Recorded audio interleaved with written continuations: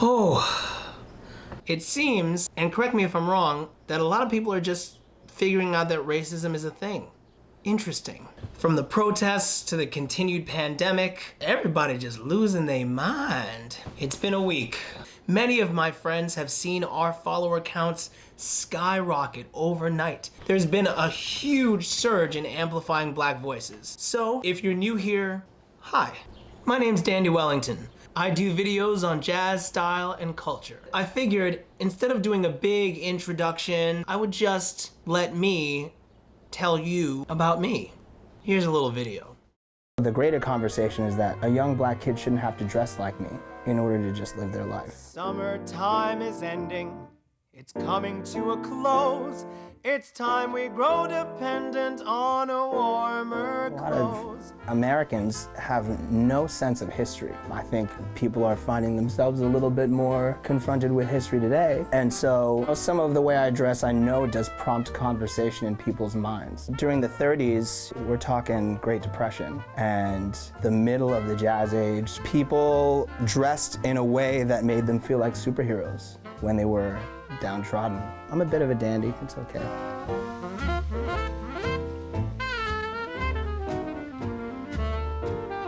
This is the thing about clothing like this, tailored clothing. It can be for everybody. It doesn't matter how tall, how short, how wide, how skinny you are. People certainly and sometimes stare on the street at me, but it doesn't bother me. If I can inspire some young kid to rethink how everybody else dresses, that's an achievement in and of itself.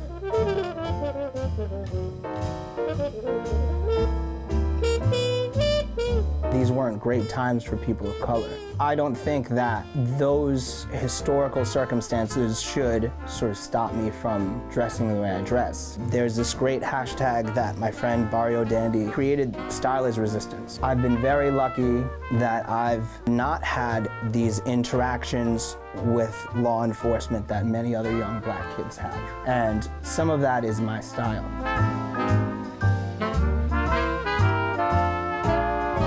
A wardrobe's kind of like a stew. You add those different elements over time, and eventually the flavors will come together and you'll have an outfit that you want. My grandmother actually was a tailor. She would create these garments in Jamaica out of Vogue and Red Book and all these different magazines for people. So some of that is in my DNA. Anybody who knows about vintage clothes and non-disposable fashion knows that buttons fall off and seams come undone. You'll be going to put something on and then you'll realize you need to repair it.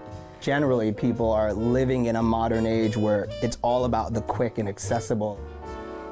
I'd brave a frozen soul as long as you are warming it.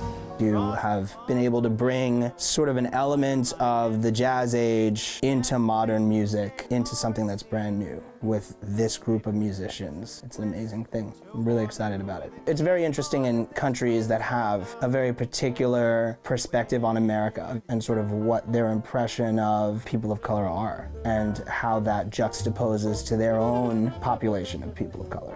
When people see a person of color dressing like this, they don't really know what to do. They don't really have to do anything. They just have to keep going. Some may think winter cold, sullen and It's crazy to think that that video was made 2 years ago. So many of the issues that I bring up are still problems today. We as a global community have a lot of learning to do, a lot of listening to do, because racial injustice and prejudice is a part of how we live our lives. It is the very fabric of our societies. And only by listening and tackling it head on can we make a change. Thanks so much for watching. Don't forget to like and subscribe and leave a comment, huh? I'll see you soon. Thank you to my patrons.